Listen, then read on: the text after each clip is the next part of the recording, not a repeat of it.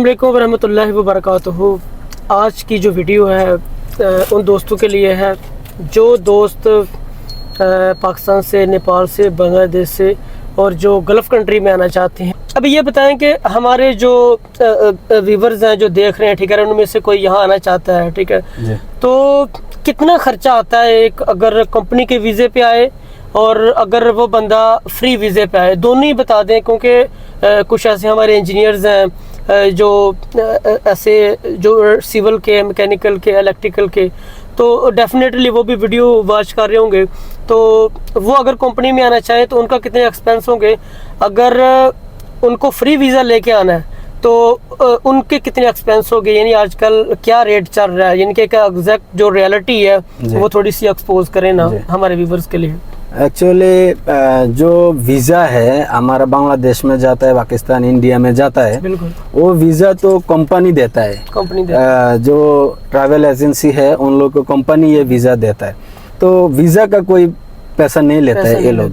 सिर्फ पैसा क्या है आपका जो ट्रैवल एजेंसी है, ये लोग जो आपको आपका डॉक्यूमेंट्स, वीज़ा के स्टैंपिंग के लिए, उसके बाद मेडिकल के लिए, उसके बाद ये जो सारा काम करता है ना, इसका पैसा ही लेते हैं आपके पास।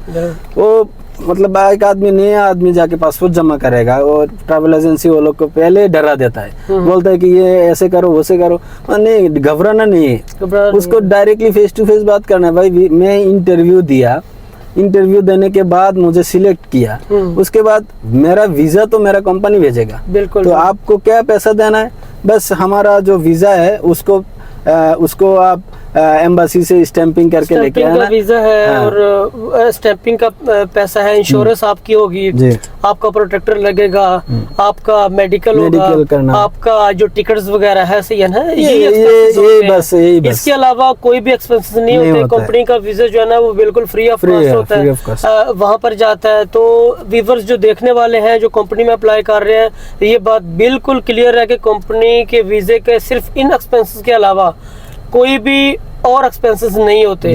तो जो बंदे अच्छे पढ़े लिखे हैं, इंजीनियर्स हैं, डॉक्टर्स हैं, या जिन्होंने अच्छी डिग्री ली हुई है वहाँ पर, या अच्छे सर्टिफिकेट्स लिए हुए हैं, जिनका अच्छा एक्सपीरियंस है, तो वो अगर फ्री वीज़ा पे यहाँ पर आते हैं तो कितने एक्सपेंस हो जाते हैं एक बंदे के इसमें टिकट्स निकाल के, और बाकी जो वहाँ पर जो एक्सपेंसेस है वो आप थोड़े से क्लियर करें कि वहाँ पर एक वीज़ा का कितना खर्चा हो जाता है वहाँ पर जो आपके होम कंट्री में जो आपको पे करना पड़ता है। अच्छा, हमारा बांग्लादेश में जो मैं खुद करके मेरा जो भाई है उनके लिए एक वीज़ा मैंने भेजा, उसका बारे में बोल रहे हैं। वीज़ा एप्लीकेशन करने के लिए इधर सऊदी में 2000 रियाल खर्च होता है, मतलब वीज़ा का जो ये करता है उकाला करना पड़ता है, 2000 रियाल बस।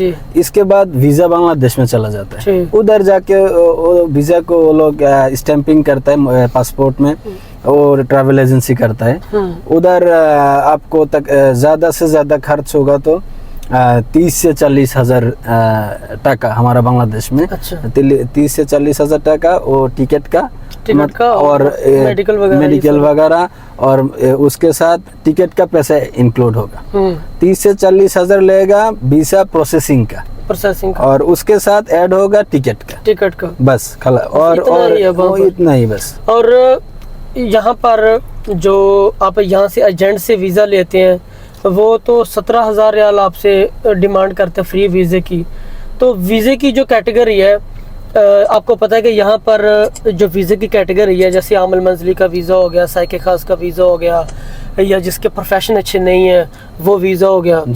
तो एक जो पढ़ा लिखा बंदा है, एक जो एक्सपीरियंस वाला बंदा है, उसको किस वीज़े पे आना यहाँ पर बेहतर है, वो थोड़ा सा गाइड कर दें। जो पढ़ा लिखा आदमी है, जिसको जो स्टडी करके इंजीनियर बना है, इंजीनियर हुआ, तो उनके लिए सबसे, अगर वो बांग्लादेश, पाकिस्तान, इंडिया में काम नहीं किया, मतलब एक्सपीरियंस नहीं, अभी पढ़ा लिखा ख़त्म किया, उसके बाद अभी वो चाह रहा है कि सऊदी में कोई भी गल्फ़ कंट्री में जाने के लिए, अगर उनको आना है तो सबसे पहले ट्राई करना है कंपनी वीज़ा में, कंपनी वीज़ा में बिल्कुल, क्योंकि इंजीनियर, अगर कोई भी इंजीनियर आएगा आज़ाद वीज़ा में आएगा, उनको काम मिलने के लिए बहुत मुश्किल होगा, बहुत मुश्किल है, क्योंकि एक्सपीरियंस नहीं होता यहाँ पर। तो आप किसी भी जगह में अप्लाई करते हैं जॉब, तो आपका सबसे पहले जो आपकी सीवी को रिव्यू किया जाता है वो आपके एक्सपीरियंस बेस पे आपको लेते हैं किसी भी कंपनी में। उसके बाद जाकर रेफरेंस को देखा जाता है कि यार ये बंदा किस रेफरेंस से आया है, ठीक है। तो भाई एक्सपीरियंस जो है ना वो बहुत ज़रूरी है। कई दोस्त ऐसे होते हैं कि वो लोग डुप्लीकेट एक्सपीरियंस डाल देते हैं कि मैंने जो है ना 5 साल का सऊदी अरब, क्योंकि वो अभी कल आते हैं इधर एयरपोर्ट में उतरते हैं और नेक्स्ट डे में अगर वो अप्लाई करते हैं किसी जगह में, तो वो लोग 3 साल का, 4 साल का, 5 साल का एक्सपीरियंस सऊदी के डाल देते हैं। तो ऐसे नहीं करना। ये इकामे, आपका फर्स्ट इकामा होता है और नंबर से पता चल जाता है कि ये बंदा फ्रेश है, तो आपने ये गलती बिल्कुल भी नहीं करनी है। इससे आपके करैक्टर के ऊपर जो है ना ये बात आएगी।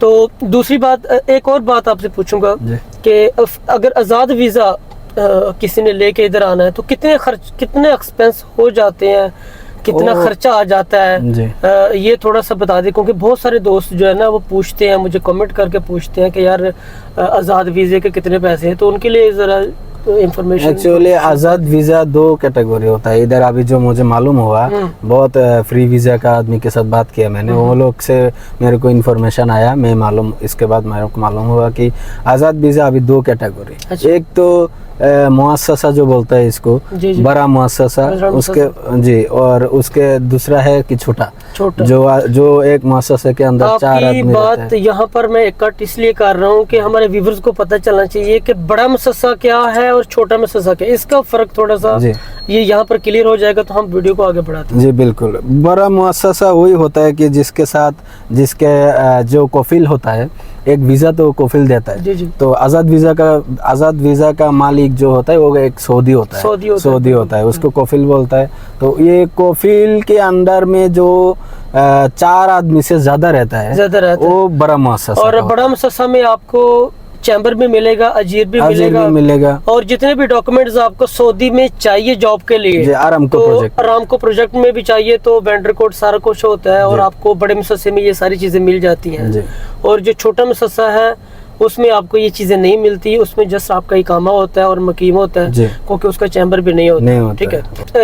कितना एक्सपेंस हो जाते हैं इसमें? बड़ा मुअस्ससा का जो इकामा खर्च होता है 1 साल का टोटल आपको पे करना पड़ता है 13,000 रियाल, जो कफील का फायदा, मतलब कफील का जो पैसा है हर महीना पे करना होता है। अच्छा। वो पैसा छोड़ के तो यानी 13,000 रियाल आपने गवर्नमेंट को हर साल पे करना है। भैया व्यूअर्स आप देख लें कि 13,000 सऊदी अरब का आप अपने कंट्री का कन्वर्ट कर ले कितना होता है, 13,000 सऊदी अरब का आपको एवरी ईयर्स हर साल आपको पे करना पड़ता है। ये गवर्नमेंट की फीस है। इसके ऊपर जो कफालत होती है वो कितनी होती है? वो हर कफील सेम नहीं लेता है। अच्छा। कोई एक कफील लेता है 400, कोई 500, 400 से कम नहीं लेता। तो अगर हम 500 कफालत लगाएं तो 6,000 बनती है, ऐसी है ना, 6,000 बनती है 1 साल की। 18,000 तो 18,000 रियाल आपको 18,000 रियाल, 20,000 को 20 भी लेते हैं, 18 भी लेते हैं। अगर आराम को उसके पास वेंडर कोड होगा तो हो सकता है वो 20 भी ले और ज्यादा लेगा। तो अगर आप फ्री वीजा पे आ रहे हैं तो ये अमाउंट आपकी फिक्स है, इसमें आपका खाने पीने का बिल्कुल भी नहीं है, इसमें आपका टिकट नहीं है, इसमें आपका होम नहीं है, इसमें आपका किचन नहीं है, कुछ भी नहीं है, इसमें कुछ भी नहीं है। आपको ये सारा कुछ आपको खुद पे करना है। कमा के पे इकामा का, सिर्फ ये इकामा का आपको अमाउंट बताया 18,000 20,000 रियाल कि इसके अराउंड बॉडी फिगर बनता है 18 से 20 के बीच में ही आपका जो है ना फ्री वीजा का आता है। तो बाकी सारी चीजें वो खुद जब करता है तो कितना अमाउंट बन, ये ज्यादा अमाउंट नहीं बन जाता? जो बाकी जो सारा है, घर में रहना है, खाने का, उसके बाद जो पर्सनल कॉस्ट होता है, ये सारा कुल मिला के एक महीना में उसको मिनिमम 1,000 रियाल लगता है। मिनिमम 1,000 रियाल उसको एक घर में रहने का चाहिए, घर में एक महीने में। तो ये ज्यादा कॉस्टली नहीं है, बहुत महंगे एक आम बंदे के लिए तो बहुत मुश्किल है। एक आम बंदे के लिए बहुत मुश्किल है, बहुत मुश्किल है। तो उसको फिर ये कंपनी के वीजे में ये सारी चीजें उसको फ्री में मिलेगा, कंपनी वो सारा पे करेगा, वो कंपनी पे करेगा। एक कंपनी में आएगा तो सिर्फ उसका बॉडी और दिमाग काम करना। अगर दिमाग भी काम न करे तो, दिमाग काम नहीं करेगा तो इंटरव्यू फिल कर देगा, वापस भेज देगा। तो व्यूअर्स आप देख सकते हैं कि आज की हमारी जो इन्फॉर्मेशन थी वो ये थी। अगर आपके माइंड में कोई ऐसा क्वेश्चन है, आपके माइंड में कोई सवाल है, आप अगर सऊदी में आना चाहते हैं, आपको समझ नहीं आ रही कि यार हम वीज़ा कहाँ से लें, हम कैसे वीज़े को सर्च कर रहे हैं, क्योंकि आप कंपनी में आएंगे तो आपका एक्सपीरियंस होगा, जिससे आपको यहाँ के रूल्स का पता चलेगा और लॉ का पता चलेगा कि यहाँ पर क्या सिस्टम होता है। तो कमेंट करके बताएं कि आपको सुहेल भाई की जो इन्फॉर्मेशन है वो कैसी लगी है, आप हमें कमेंट करके बता सकते हैं। आज का व्लॉग हम यहाँ पर करते हैं ख़त्म। इंशाल्लाह कल एक नए टॉपिक के साथ आपके साथ हाजिर होंगे। हमें दीजिए इजाज़त। अस्सलाम वालेकुम।